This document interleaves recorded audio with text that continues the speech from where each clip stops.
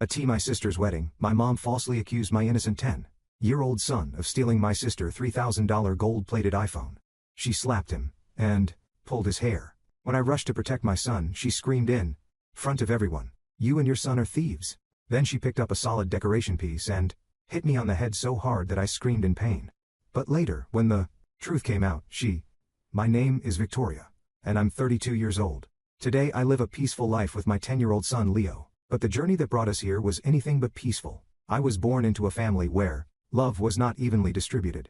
My mother, Madison, always favored my younger sister Vanessa. From the very beginning, it was clear that Vanessa was the daughter who could do no wrong, the golden child, the one who deserved all the praise and affection. I, on the other hand, was the shadow, the daughter, who was too quiet, too ordinary, too easy to overlook. The only person who truly loved me for who I was, who made me feel seen, was my father. He would always pull me aside after Madison's cold comments, kneel down and tell me, "You're the heart of this family, Victoria. Don't let anyone convince you otherwise." He was my safe place, my anchor.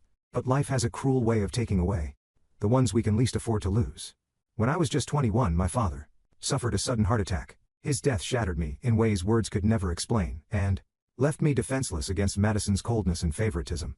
After my father's funeral, it was as if Madison no longer needed to pretend I existed.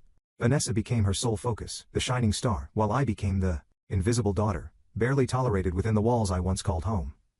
Still, I pushed forward. I buried myself in my studies, earned a degree in accounting, and tried to build a future where I didn't have to rely on anyone else. I didn't have dreams of grand success, just simple hopes for a peaceful life where kindness mattered more than appearances. Then, when I least expected it, I met Thomas. Thomas wasn't flashy or rich. He was a hard-working construction worker, with a crooked smile and warm brown eyes. We met at a friend's casual backyard barbecue, both of us a little out of place, a little shy, and we clicked instantly. He liked that I wasn't loud and showy like others.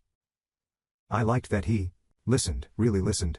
Our relationship moved quickly, but it never felt rushed. It felt right. Despite Madison's clear disapproval and Vanessa's endless mockery, Thomas and I got married in a small courthouse ceremony surrounded by a few supportive friends. For the first time in my life, I felt like I belonged to someone who chose me. Not for appearances, not for status, but for my heart. Little did I know, life still had more battles waiting for me. Thomas and I didn't have much, but what we had was real. Our small one-bedroom apartment had creaky floors and peeling paint, but it was filled with laughter, late-night conversations, and simple dreams. For the first time, I lived in a home where love didn't have to be earned. It was given freely. Less than a year after our wedding, we received the news that changed everything. I was pregnant. I still remember holding that tiny test in my hand, staring at the plus sign with tears streaming down my face.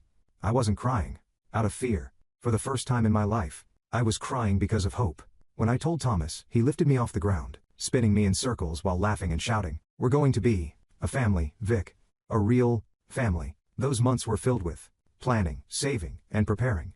Thomas picked up extra shifts at the construction site. I took on freelance accounting work from home. We scrimped and saved, excited to build a future for the child we already loved more than anything. Thomas built a crib by hand, painting it soft blue. He read baby books aloud at night, his deep voice filling the room with silly stories. We argued over baby names, not seriously, but the kind of arguments where laughter outweighs words. 9 months later, after a long, painful labor, Leo was born. My son. My miracle. He had Thomas's warm brown hair and my wide blue eyes. From the first moment I held him, something inside me healed, like all the invisible wounds of my past had found their balm. Thomas cried openly when he held Leo for the first time. "You made something perfect," he whispered, kissing my forehead. For 6 beautiful months, our little family thrived. I would wake up to Thomas singing Leo to sleep after early morning feedings, his rough construction-hardened hands somehow impossibly gentle with our son. The apartment may have been small, but it overflowed with love. And then, in a cruel twist of fate, everything unraveled. It was a rainy Tuesday when Thomas didn't come home. At first I thought maybe he had stayed late to pick up more hours. But when I saw 2 construction managers standing outside my door, hats in hand, faces pale, I knew the scaffolding had collapsed. Thomas had fallen from the 3rd floor. He had died on impact. The grief was suffocating. It swallowed everything. The laughter, the hope, even the light from the windows seemed to dim. I went through the motions of the funeral, barely aware of anything but the crushing weight of loss. I held Leo tighter every night, whispering promises I wasn't sure I could keep. It wasn't just my heart that broke that day. It was my future. Returning to Madison's house wasn't a choice. It was survival. After Thomas's death, the small savings we had scraped together vanished within months. Rent, bills, formula. For Leo, doctor visits. I tried picking up extra freelance work, but grief clouded my mind. I couldn't keep up. There was nowhere else to go. So one gray afternoon, carrying a 6-month-old Leo, bundled tightly in my arms, I knocked on the front door of the house I had once called home. Madison answered with a tight frown, her eyes raking over me and then down at Leo, as if already calculating the burden we would be. Without a word, she stepped aside and let us in. The coldness inside the house hadn't changed. Neither had Madison, and neither, it seemed, had Vanessa, who flitted around the house. With an air of superiority, already living like she deserved a castle, they both treated Leo like an unwanted guest, an inconvenience. Still, I told myself it was temporary, just until I could find my footing again. I worked late nights, accepting any remote accounting jobs I could manage, and I cared for Leo with everything I had left. I ignored Madison's biting remarks. I tuned out Vanessa's smirks. Time slipped by in a quiet, exhausting blur. Year after year, I stayed at Madison's house, quietly raising Leo, saving every dollar I could. Leo grew from a giggling toddler into a bright, kind-hearted boy who loved books and soccer. Now, after all these years, Leo was 10 years old, smart, brave, and the greatest joy of my life. Though we still lived under Madison's roof, emotionally we had built our own tiny fortress of hope and love inside those cold walls.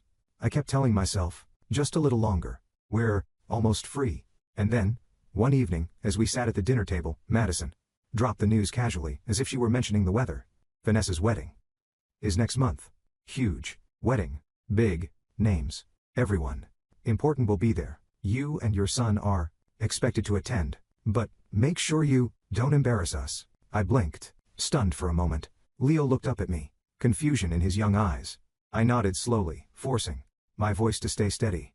Of course, I said quietly. Inside, my heart twisted painfully. I knew this invitation wasn't about love or even family. It was about appearances. We were nothing but background props in Vanessa's carefully curated world. Still, I decided we would go. Not for Madison, not for Vanessa. For Leo, because he deserved at least one day where he could believe he belonged. The morning of Vanessa's wedding felt like a weight pressing down on my chest. I stood in front of my small mirror, smoothing the simple navy blue dress I had bought secondhand. It wasn't glamorous, but it was clean and dignified, a reflection of the respect I still fought to hold on to, even when the world tried to strip it away. Leo, now 10 years old and growing taller every day, stepped into the room in his little gray suit and blue tie. He beamed up at me, his hair neatly combed, his shoes polished. "Mom, do I look good?" he asked, smiling wide. Enough to melt my heart. "You look perfect," I said, bending down to kiss his forehead. I told myself, no matter what happened today, Leo would feel proud. He would know he was loved. We arrived at the sprawling garden venue where the wedding was being held, a place overflowing with expensive decorations, gold-trimmed tables, and towering floral arrangements.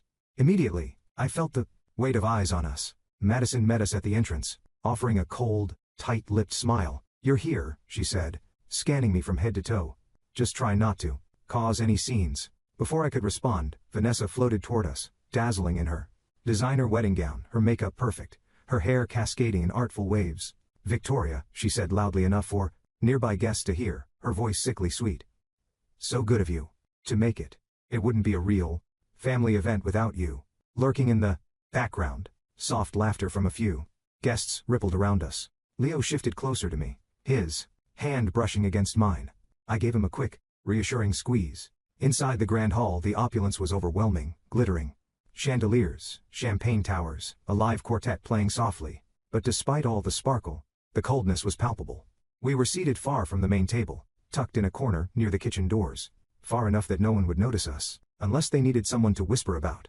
I focused on Leo, helping him settle into his chair, forcing smiles, making jokes about the 2 fancy plates and the mountain of silverware. For his sake, I was willing to endure anything. But throughout the evening, I caught Vanessa and Madison whispering behind their hands, casting glances our way, smirking like schoolyard bullies plotting a cruel joke. There was tension in the air and electricity I could feel buzzing under my skin. Something was coming. Something ugly. And I had no idea just how far they were willing to go. Dinner had just been Served when it happened.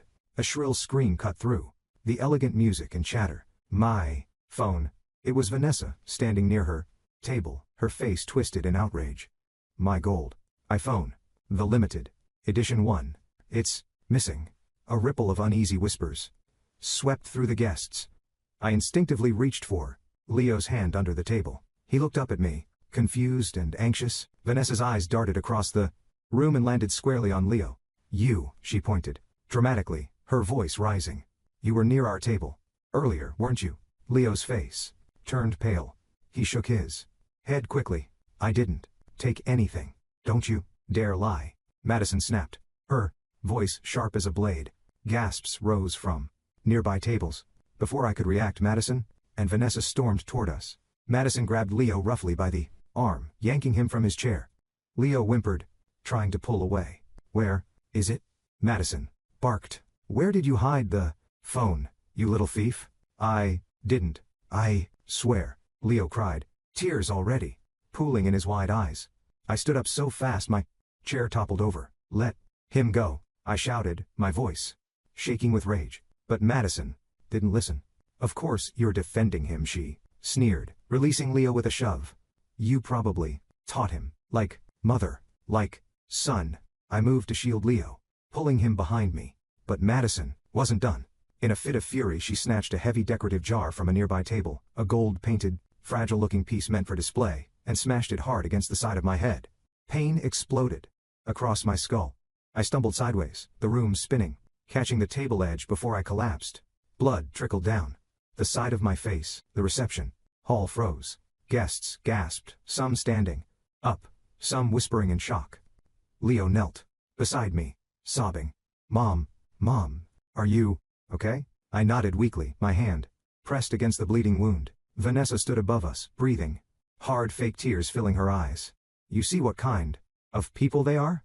She cried out dramatically. First theft, now violence. Madison crossed her arms, nodding with mock sadness, playing the victim perfectly. But not everyone was convinced. Across the room, a few guests exchanged suspicious glances. Someone pulled out their phone, not to take pictures of the wedding this time, but to make a call. I heard the urgent whisper, call the police. Right now. As I sat there, bleeding, holding my terrified son, I realized something deep and undeniable. This time they had gone too far, and there would be no going back. The piercing sound of approaching sirens cut through the thick, stunned silence of the reception hall. Moments later, 2 police officers and a team of paramedics pushed through the grand entrance, their expressions grim and professional. The guests parted like water around them, creating a wide path straight to me, sitting on the floor, blood trickling from the side of my head, clutching a sobbing Leo. I'm Officer Miller, one of the officers said, kneeling beside me. Ma'am, are you able to speak? Are you hurt badly?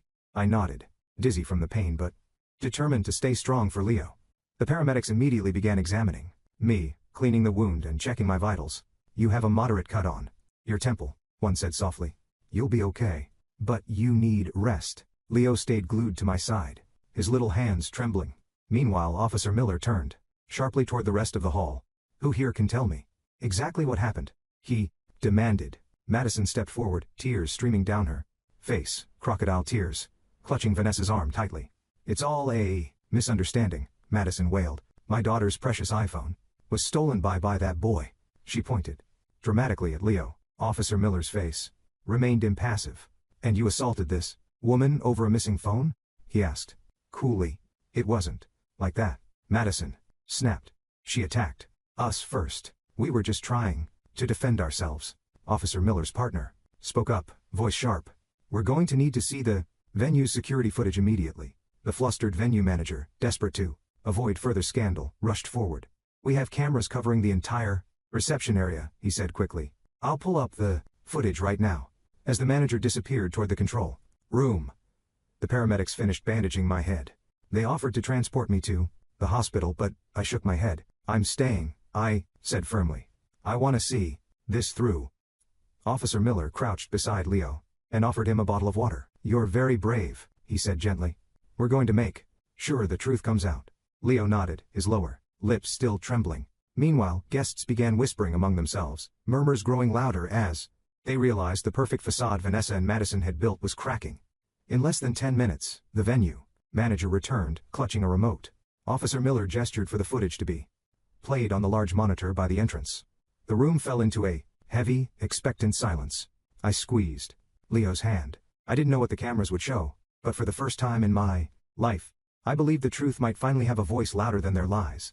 All eyes were glued to the large monitor as the footage began to play. At first, it showed the guests mingling, eating, laughing. Just the typical joyful chaos of a wedding reception. Then the camera zoomed onto the gift table and nearby dining area, the place where Vanessa's limited edition gold iPhone had supposedly disappeared. Everyone watched, in dead silence. And there it was, clear as day. Vanessa, in her glittering gown, slipped away from her bridal party while everyone was distracted. She glanced around quickly, then picked up her gold iPhone from her own table and slyly slid it deep into her clutch bag. There was no sign of Leo anywhere near her. Gasps of shock spread through the room. The footage continued. Moments later, Vanessa dramatically clutched her empty table, screaming about her missing phone. Madison rushed to her side, throwing furious glances toward our table without a second thought. The lies played out step by step on the giant screen, leaving no room for doubt. Officer Miller crossed his arms, his face like stone. He turned toward Madison and Vanessa, who now stood frozen, their faces pale, their mouths opening and closing without sound. "You both staged this," Officer Miller said, voice cold. "You planted a false accusation against a child, then escalated it into a violent assault." Madison stammered, "It's not what it looks like. She forced us into it." "Save it for the judge," Officer Miller said sharply. He signaled to his partner. Within seconds, Madison and Vanessa were placed under arrest. "You are being charged with assault, false reporting, and endangerment of a minor," Officer Miller declared, his voice carrying across the hall. The guests erupted into a storm of whispers and murmurs. Phones were raised, recording every moment as Madison and Vanessa were handcuffed right there in their designer dresses and perfect hair, now falling apart. Vanessa tried to plead with Jackson, who had been standing stiffly to the side this entire time, heartbreak etched across his face. "Jackson, tell them. This is crazy. It was just a misunderstanding." Jackson looked at her as if seeing her for the first time, truly seeing her, and the look in his eyes made it clear. There was no saving this. As Madison and Vanessa were led toward the exit, Madison hurled one final venomous glare at me. "This is your fault, Victoria," she spat. But for the first time, her words felt powerless. I stood tall, despite the throbbing pain in my head and the tremble in my hands. I held Leo close, because finally, after years of being invisible and voiceless, the truth had spoken for us. As the officers escorted Madison and Vanessa toward the entrance, the guests stood frozen, unsure whether to speak, move, or even breathe. The grand fairy tale wedding had transformed into a public disaster. And then Jackson, the man who had once intended to make Vanessa his wife, stepped forward. His face was grim, his jaw clenched tightly. As he faced the crowd, Vanessa, still handcuffed but desperately struggling to maintain dignity, tried to rush toward him. "Jackson, please," she sobbed. "This is all a mistake. We can fix it." He didn't flinch. He didn't reach for her. He didn't even soften. Instead, he picked up the microphone from the MC stand, turned toward the guests, and spoke loud and clear. "I know many of you came here today expecting a celebration," Jackson said, his voice steady. "But today, I realized I was about to marry someone who would destroy an innocent child's life to protect her own image." The room went silent except for the soft gasps and the quiet click of someone recording with their phone. "I cannot and will not marry someone capable of such cruelty," he continued. "Therefore, I am officially canceling this wedding and ending our engagement." Vanessa let out a gut-wrenching wail. "No. No, you can't," she screamed, struggling against the officers. Jackson's gaze didn't falter. "This isn't just about today," he said, his voice growing heavier with emotion. "This is about a lifetime of lies, of deceit, of selfishness." He turned to look at me, his eyes locking onto mine, and in that moment, something shifted. It was as if he saw not just the humiliation I had endured today, but the years of rejection, betrayal, and silent suffering. He gave a small, almost imperceptible nod, a silent promise of support. Madison screamed threats as she was pushed out the door, still trying to blame me for everything. Vanessa crumbled completely. Her mascara streaked down her cheeks, her wedding dress wrinkled and dragging. Neither of them looked powerful anymore. Neither of them looked untouchable. They looked exactly as they were, broken, selfish, and defeated. As the police cars pulled away, flashing red and blue lights across the cobblestone driveway, I stood with Leo beside me, feeling the cool evening air against my bruised skin. For the first time in my life, I didn't feel powerless. I felt free, and I knew this was only the beginning of taking back everything they had tried to steal from me. The morning after the wedding, disaster, the sun rose on a different world. Leo slept soundly for the first time in what felt like weeks, and I sat at the kitchen table, nursing a cup of cold coffee, thinking about everything that had happened. For once, fear didn't freeze me. For once, anger didn't drown me. I felt something. Sharper, stronger. Resolve. That afternoon, I met with Olivia, a sharp, fearless attorney who listened carefully as I explained everything from the false theft accusation to the physical assault to the emotional damage inflicted on my son. Jackson sat beside me during the entire meeting, silent, but unwavering, his support a powerful force beside me. "You have a strong case," Olivia said, her tone confident. "Video evidence, eyewitnesses, medical reports, they don't stand a chance." Jackson leaned forward. "I'm willing to testify," he said firmly. "I saw everything." For a moment, emotions swelled in my throat. I nodded, grateful beyond words. We filed the lawsuit. The very next morning. Charges of assault, false accusation, against a minor, and emotional distress. The news spread like wildfire. Neighbors, former family friends, even distant relatives heard about what had happened at Vanessa's ruined wedding. Sympathy that had once been reserved for Madison and Vanessa now shifted, finally, toward Leo and me. At the first court hearing, Madison and Vanessa appeared small, fragile, stripped of the arrogance they had once worn like armor. I sat in the courtroom, my hand wrapped around Leo's. He was brave, standing tall even when he had to recount what had been done to him. Olivia presented the evidence clearly and methodically. The CCTV footage, eyewitness accounts, my medical reports, character references from friends, neighbors, and Leo's teachers. Then Jackson took the stand. He testified about what he had seen that night, how Vanessa had manipulated events, how Madison had assaulted me without provocation, how they had endangered an innocent boy's emotional and physical safety. His words were steady and powerful, and they shattered whatever weak defense Madison's expensive lawyer had tried to build. When the verdict was finally read, the courtroom held its breath. "Guilty," the judge declared. Both Madison and Vanessa were sentenced to several years in prison with no possibility of early release for their crimes against me and my son. Tears welled up in my eyes, but this time, they weren't tears of pain. They were tears of victory. Leo hugged me tightly, whispering, "Mom, we won." And for the first time in what felt like a lifetime, I finally believed it. After the court case ended, the world felt different, freer, lighter. For the first time in years, Leo and I could walk without fear of cold glances, cruel whispers, or hidden traps. We were finally free from Madison's cruelty, from Vanessa's jealousy, from a lifetime of being treated like less. One crisp autumn afternoon, about 6 months after the verdict, Jackson invited Leo and me to the beach. The sky stretched wide and blue above us, and the sound of the waves was soothing. We built sandcastles with Leo, laughing like children ourselves, as the sun began to set, painting the horizon in shades of gold and pink. Jackson turned to me, his expression soft but serious. He pulled a small velvet box from his pocket and knelt in the cool sand. "Victoria," he said, his voice rough with emotion, "I fell in love with your kindness long before I even knew it. You're stronger than anyone I've ever met. You're the mother every child deserves. You're the woman I want by my side for the rest of my life." He opened the box. Inside was a delicate ring, a simple band with a single diamond, elegant and full of meaning. Leo, standing beside him, grinned so widely, his cheeks flushed pink. "Say yes, Mom," he whispered, bouncing on his toes. Tears blurred my vision. I knelt down too, cupping Jackson's face with both hands. "Yes," I whispered. 1,000 times yes." Leo threw his arms around both of us, and we stayed there for a long, beautiful moment, wrapped in each other, wrapped in hope. We had a small, beautiful wedding 3 months later, just close friends, Leo, and a few kind souls who had stood by us when the world seemed to turn away. There were no glittering chandeliers, no gold-trimmed tables, but there was love. There was laughter. There was healing. With Jackson's encouragement and unwavering support, I finally took the leap I had always dreamed of. I opened my own small accounting business, Victoria Johnson Financial Services. It wasn't easy at first. Nothing truly worthwhile ever is. But within a year, my firm had a solid reputation, known for honesty, reliability, and heart. Clients didn't just hire me for numbers. They trusted me because they could see the strength it had taken to rebuild my life. Leo flourished too.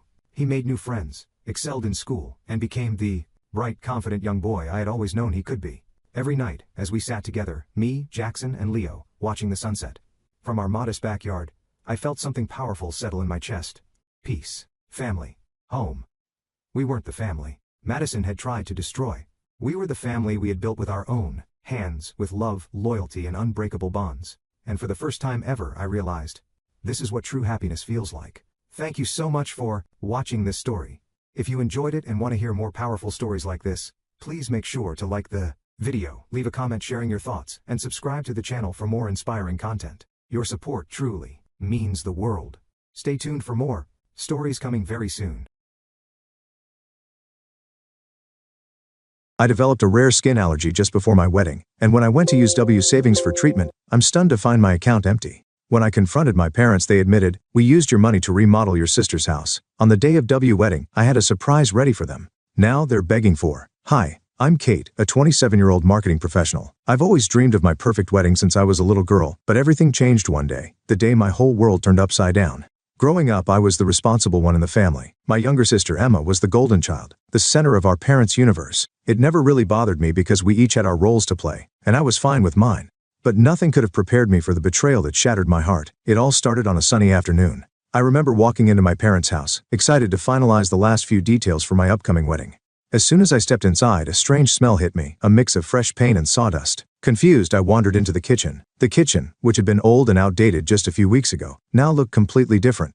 It was sparkling, modern, and looked like something from a home renovation show. "Mom, Dad, what's all this?" I asked, my voice echoing off the shiny new tiles. My mom turned to me with a big smile. "Oh, sweetie, isn't it amazing? We decided it was time Emma had a kitchen fit for a chef. You know how cramped the old one was." Emma chimed in, her voice full of excitement. "Yeah, Kate, check this out. There's so much space now. It's incredible." I felt a knot forming in my stomach. Something didn't feel right.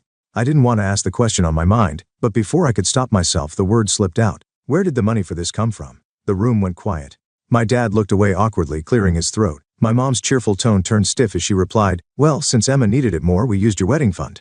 I froze, my heart sinking. "My wedding fund? The money you've been saving for me since I was born." My voice trembled as tears welled up in my eyes. My mom nodded, trying to justify it. "Kate, it made sense. Emma's kitchen was so outdated, and this was important for her. We thought we'd help her out." "You used it without even asking me?" I interrupted, my voice shaking with anger and disbelief. Emma's face fell. "Kate, I didn't know. I thought they had extra money. I didn't think it would come from your wedding fund." Her words didn't matter. The damage was already done. I turned to my parents, looking for some sign of remorse, but all I saw was justification in their eyes. I couldn't hold back anymore. "I see where your priorities are," I said, my voice cold and distant. "Consider yourselves uninvited to the wedding." "Kate, wait," my mom pleaded, stepping toward me. "No," I snapped, sharper than I intended. "If my dreams mean this little to you, then I don't want you there. You've made your choice, and now I'm making mine." Without waiting for another word, I turned and walked out of the house. Each step I took felt heavier than the last, as if my heart was breaking a little more with every move. By the time I got to my car, tears were streaming down my face. This was supposed to be one of the happiest times of my life. I had been planning my wedding for months, and now the people I thought would support me the most had crushed that dream without a second thought.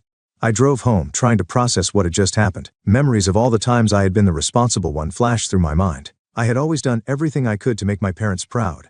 I worked hard, saved money, and never caused trouble. Meanwhile, Emma, the golden child, always seemed to get everything handed to her. This time, though, it was too much. It wasn't just about the money, it was about the betrayal. They had taken something that was meant for me, something I had dreamed about my entire life, and given it away without even considering how it would affect me. As I sat alone in my apartment that evening, I realized something important. This wasn't just about the kitchen or the wedding fund. It was about how I had always been treated as second best. For years, I had accepted it, thinking that was just the way things were. But now, I saw things clearly. This was my time to stand up for myself, to put my own happiness first for once.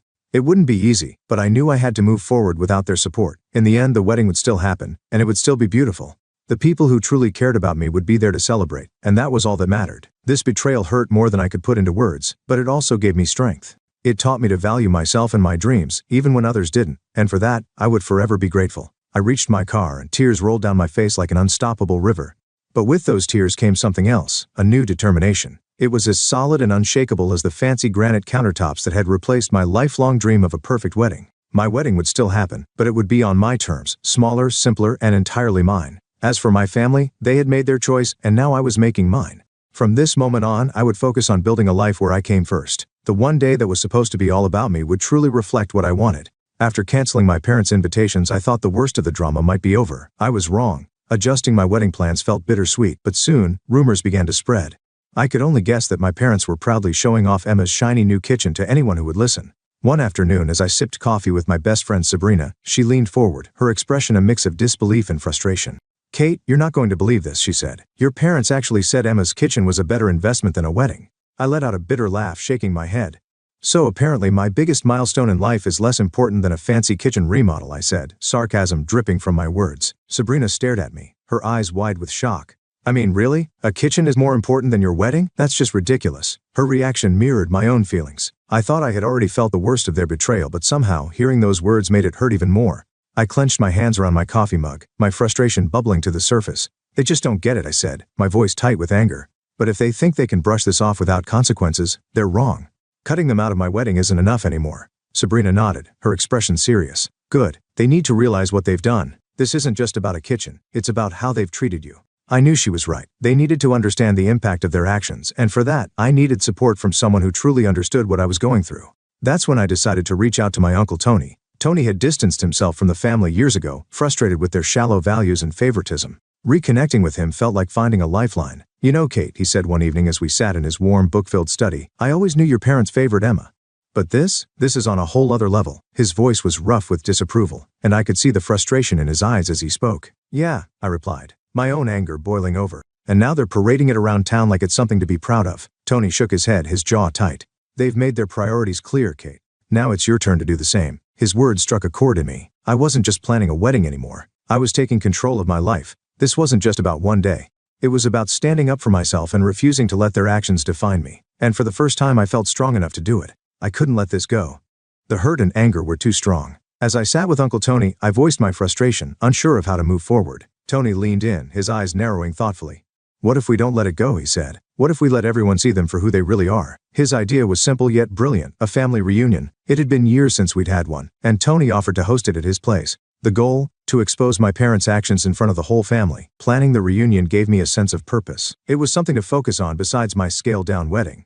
Tony and I worked together, going through guest lists and contacting relatives we hadn't seen in years. The invitations hinted at a big surprise, sparking curiosity. When the day of the reunion arrived, I was a bundle of nerves. Tony's large backyard was buzzing with chatter as relatives greeted each other and caught up. I watched as my parents arrived, looking both confused and cautiously pleased by the attention. Once everyone had settled in, Tony clinked his glass, calling for silence. The murmur of conversations faded, and all eyes turned to him. "Family," he began, his voice commanding and steady. "We're here today to celebrate truth and transparency among us." I noticed my parents exchanging uneasy glances. They could sense that something was off. Tony continued, his tone growing more serious. "And what better way to celebrate truth than by clearing up some misconceptions?" He turned to me and gave a small nod. Taking a deep breath, I stood up, my heart pounding in my chest. "Many of you have probably heard about or even seen my sister Emma's beautiful new kitchen," I began, trying to steady my voice. "What you might not know is how it was paid for." Whispers rippled through the crowd as I pulled out copies of bank statements and contractor bills. "These documents show exactly where the money came from," I said, holding them up for everyone to see. "The money set aside for my wedding, money saved for me since I was a child, was used without my permission to fund that kitchen remodel." A shocked silence fell over the crowd, broken only by murmurs of disbelief. My parents' faces turned a deep shade of red. Emma stared at her feet, clearly mortified. I continued, my voice shaking with emotion. "My dream, my wedding, was deemed less important than a set of fancy appliances and granite countertops." Tony stepped forward then, his voice firm and commanding. "We stand for fairness and support in this family. Today, we've seen an example of the opposite. Let's reflect on what this means for us as a family moving forward." The crowd buzzed with shock and indignation. "Why would they do such a thing?" An aunt called out, disbelief heavy in her tone. I answered, my words bitter but honest. In their eyes, it was about necessity, what they thought was more important. But in doing so, they overlooked fairness and respect for me. Emma, her face bright red with embarrassment, suddenly stood up. "Kate, I didn't know," she said, her voice trembling. "I had no idea the money came from your wedding fund. If I had known, I would never have let this happen." Her apology felt sincere, but it didn't erase the damage. I appreciated her words, but the betrayal wasn't just about her. It was about my parents and their decision to disregard my dreams without a second thought. As the reunion ended, the family's attitude toward my parents shifted. Their actions were now out in the open, and the truth couldn't be ignored. It wasn't the way I wanted things to unfold, but it gave me closure. I knew I couldn't change the past, but I could move forward, stronger and more determined than ever to prioritize my happiness and the life I wanted to build. "I didn't know, Kate. I swear I didn't know they used your money," Emma said, her voice shaky, her eyes wide with guilt. "It's not just about the money, Emma," I replied, unable to hide my frustration. "It's about trust. It's about respect. Our intention was never to hurt anyone," Dad said defensively, stepping in. Emma needed help, and we made a tough call. A tough call. I couldn't hide the disbelief in my voice. What about my wedding? What about my dreams? The air grew tense as relatives shifted uncomfortably, clearly aware of the tension between us. Seems to me an older cousin spoke up cautiously. You thought only of one daughter. What about Kate? Another relative chimed in, their tone sharper. How do you justify choosing between your children like that? The room erupted into a heated argument. Voices overlapped, family members taking sides. Some expressed sympathy toward me, while others tried to justify my parents' actions. It was a chaotic mix of emotions. Enough. Tony's voice cut through the noise like a knife. The room fell silent, his commanding presence demanding attention. This isn't just a family squabble over money, he said, his voice steady and firm. It's about priorities. Today, we've seen clearly where those priorities lie. For some of us, the crowd grew quiet, the tension so thick it felt hard to breathe. My parents, usually so confident, now looked small under the weight of the disapproving stares directed at them. The reunion, which had started as a cheerful family gathering, had turned somber and uncomfortable. Slowly, relatives began to leave, offering me sympathetic glances and brief words of support. I'm sorry, Kate, Emma muttered as she walked past me, unable to meet my eyes. Don't be, I said softly. It's not your fault. But it's clear now, I need to step away from this, from them. The drive home was quiet, my earlier resolve to expose the truth now mixed with a deep sadness. It wasn't easy to face the reality of my parents' choices, but there was also a strange sense of relief. The truth was out, and with it came a chance to move forward, not just with my wedding plans but with my life. In the days following the reunion, the fallout was immediate. Whispers of betrayal spread quickly through the community. My parents, who had always been respected, now faced harsh judgment from neighbors and friends. Walking through town, I felt the weight of the community's whispers. At the grocery store, I overheard snippets of conversations. Did you hear about the Johnsons? Someone whispered. They took money from their daughter's wedding fund for a kitchen remodel. Yeah, another voice replied, and at the expense of their other daughter. Poor Kate. The judgment from others was a strange kind of comfort, not joy, but validation that I wasn't overreacting. People saw what had happened for what it was, a betrayal. The looks my parents received in public were a stark contrast to the admiration they were used to. They couldn't ignore the consequences of their actions anymore, and it was clear they felt the weight of the community's disapproval. Despite everything, I felt a small sense of peace. The truth was no longer hidden, and I no longer had to carry the burden alone. My wedding would go on smaller and simpler, but it would be a celebration of the people who truly cared for me. This painful experience taught me something important. I deserved to be surrounded by people who valued me and my happiness. It hurt to step away from my parents, but I realized that sometimes creating boundaries is the only way to protect yourself. With each passing day, I felt a little stronger. I had faced the betrayal, exposed the truth, and stood up for myself. It wasn't the wedding I had once dreamed of, but it was still my day, and it was still mine to cherish. In the end, I realized that this wasn't just about a kitchen or a wedding fund. It was about respect, love, and fairness, things I had a right to demand in my life. And from that point on, I vowed to never settle for less. Validation came slowly, but it arrived nonetheless. It felt good to know that the pain I had endured was seen, even if only by strangers. People now understood what I had gone through, and that recognition made me feel less alone. One chilly Thursday morning, as I browsed the local market, I spotted Emma. She approached me hesitantly, a wicker basket dangling awkwardly from her arm. Her nervousness was clear, but I wasn't sure I wanted to hear what she had to say. Kate, she began softly. Save it, Emma, I interrupted, my voice steady but firm. I'm not in the mood. She paused, looking down for a moment before meeting my eyes again. I just wanted to say I'm sorry, she said, her tone sincere. I really didn't know. I shook my head, my emotions carefully guarded. Whether you knew or not doesn't change what happened, I said flatly. They chose you, Emma. They always choose you. And somehow I'm always the one paying the price. Her expression crumbled, hurt filling her eyes. In the past, I might have softened at that look, but not this time. I couldn't let myself go back to that place. I need space, Emma, I said, my voice unwavering. Space to heal and rebuild my life, without the chaos our parents bring. She nodded slowly, taking a small step back. I understand, she said quietly, but if you ever need me, just know I'm here. I watched her walk away, her shoulders slumped as though she were carrying the weight I had carried for so long. For the first time, though, I felt lighter, stronger. The months that followed brought whispers of my parents' misfortunes. Their once thriving boutique, a cornerstone of their social standing, was struggling. Regular customers who had once admired their charm now saw them in a different light. The Johnsons? No thank you, I overheard one woman say, at a coffee shop. You can't trust them, not after what they did to their own daughter. Their reputation crumbled and with it, their financial stability. Rumors of bankruptcy surfaced, a sharp contrast to the life of comfort and privilege they had always enjoyed. While their world seemed to fall apart, mine was finally coming together. My wedding day arrived, not with the grandeur I had once imagined, but with something far better, a heartfelt celebration filled with love. The venue was small and intimate, decorated with simple elegance. Close friends and a few family members who had stood by me filled the space. Every moment felt like a stitch mending the fabric of my self-worth. Congratulations, Kate, Uncle Tony toasted, raising his glass with a proud smile. Here's to new beginnings and true happiness. The reception was filled with laughter and dancing. The soft glow of fairy lights and the scent of jasmine filled the air, creating a magical atmosphere. It wasn't perfect because it was extravagant. It was perfect because it was real. As my personal life flourished, so did my career. Promotions came my way, opening doors to new opportunities. I was invited to speak at marketing panels where I shared my experiences and inspired others facing their own challenges. The toxic chaos that had once defined my life was gone. In its place was a newfound sense of control, choice, and peace. Looking back, I realized that losing my parents' support had been painful, but it also gave me the freedom to grow into my best self. My life was no longer about meeting others' expectations. It was about living on my terms. The journey wasn't easy, and there were days when the sadness crept in. But with every step forward, I felt stronger and more confident. My wedding, my career, and my happiness were all proof that I could build a life that was mine, free from the shadows of favoritism and silent resentment. For the first time in years, I felt truly at peace. My story wasn't about a wedding fund or a fancy kitchen. It was about finding my voice, reclaiming my dreams, and choosing a life where I came first. That was a gift I would never take for granted. I built a life surrounded by people who lifted me up instead of tearing me down. One quiet evening, I sat on my balcony, feeling the cool breeze play with the wind chimes.